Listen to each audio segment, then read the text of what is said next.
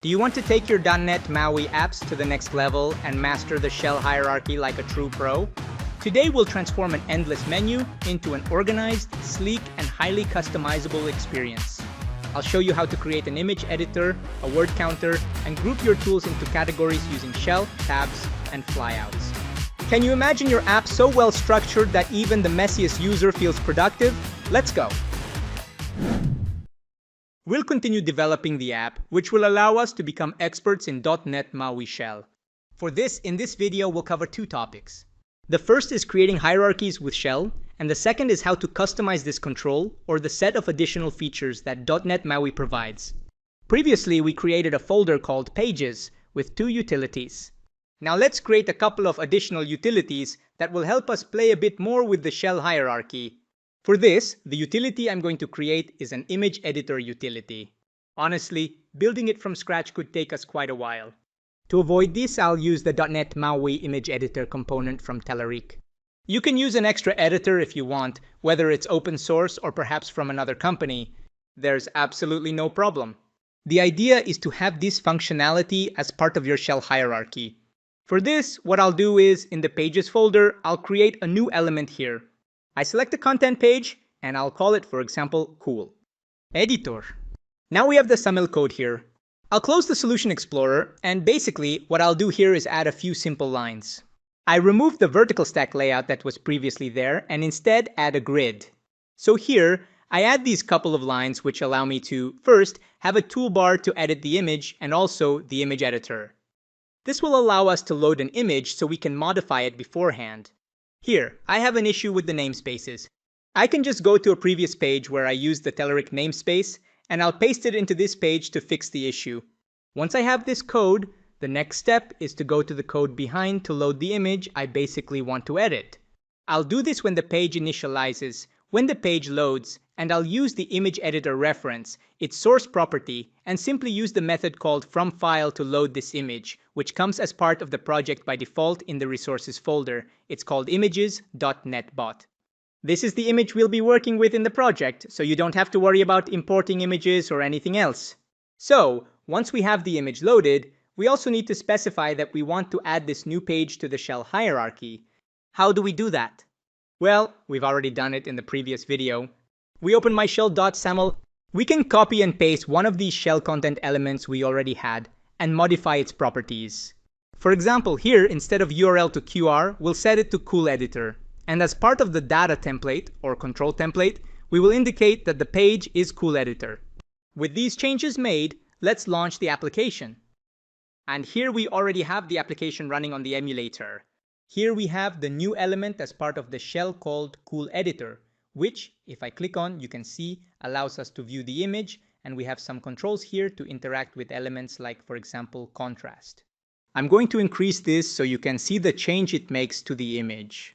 Now, if I decrease it, well, you get an idea of how this image editor works. It works quite well, natively and by default, with this Telerik component. Let's add a fourth tool, and this tool is a word counter. You can create similar tools if you wish. So in Pages, I'm going to add a new element. I'm changing the name, for example, to word counter. The SAML code is quite simple.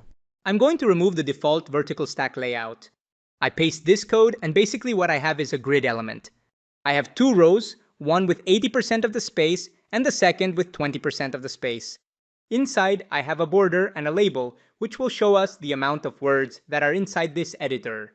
To complete the editor code, you can see there is a text changed event, which points to the code behind. So let's look at the code behind for this page. Right now, I'm doing it with code behind because we're exploring .NET MAUI Shell. You could split this, for example, into the view model, and there wouldn't be any issue. So to complete this code, I'm going to copy and paste one I already have prepared over here. With this code, what we're doing is simply handling the text changed event. Here, the counting of the words is performed. Here, in word count, this method called countWords is simply invoked, where the functionality to count the corresponding words is implemented. It's a fairly simple functionality, but very useful for our project. I'll go back once I have this new utility to the myshell.saml file, and that's because I want to add this new page to the hierarchy I currently have with shell. So I'm going to change the title to, for example, word counter, and I'll indicate that the page is word counter. I run the application simply to check that everything works correctly. Let's review the hierarchy, and here we already have the word counter utility, which allows us to count words. For example, hello world, and you can see that it counts the 2 words correctly. I'll stop the execution, and with these 4 utilities we already have ready, we can do some tests with the hierarchy. Now, with the hierarchy we currently have, it's similar to what you can see in the image, where we have the flyout and at the same level each of the utilities. However, if at some point we wanted to keep adding tools, basically this hierarchy would keep growing and users might even feel uncomfortable having to scroll through so many utilities. What's also happening is that a flyout item is being created for each of the shell contents we see here, or each of the pages. So, something that would be ideal, something much better, would be to create categories to group different utilities, like this hierarchy you can see in the image where we have the flyout, a category for creative tools, another for productivity tools, and each of those includes different utilities. How could we replicate this hierarchy in the code? Well, what we need to do is explicitly define elements of the flyout item type in myshell.saml nesting the shell contents we've created. Let's see how to do this in practice. We're in myshell.saml, and what I'll do is, for example, add a flyout item. Here we can specify a title, for example, creative tools, and we can even assign an icon if we want. I'm going to use this one from .NET Bot and close the tag. Now we have the flyout item element here, and what we're going to do is group the tools we're interested in inside it, for example, cool editor and URL toQr. So I will copy this shell content and paste it inside the flyout item, and I'm also going to cut the tag for cool editor. Now we have 2 shell contents here. I was missing a symbol here. And that's it. You can see that we now have the flyout item element here, which is, you could say, the root element for these tools, for these utilities. And we're going to create a second flyout item. I'm just going to copy and paste this so I don't spend too much time writing everything. I'm going to change the title to productivity tools. I'll leave the same title and paste the missing shell content elements. With this change we've made, let's see how the app looks. Okay, you can see that now we only have 2 categories here, or 2, well, yes, categories that we created earlier. But suppose now we want a new subcategory called, for example, text tools, to have tools related only to text. Well, the way we can do this is by explicitly creating tab elements where these new categories will be nested. How do we do this? Let's go back to myshell.saml, and wherever we want to create this new hierarchy of information or tools, we go below the flyout item. We specify a tab element with a specific title, for example, text tools, just as we've seen in the example. For the icon, I'll use the same one we used previously, and with this, we've created a new hierarchy. Here I'll place this pair of tools, and now we have a tab ready. To see how this functionality or new hierarchy works, I'll duplicate this tab element with its utilities.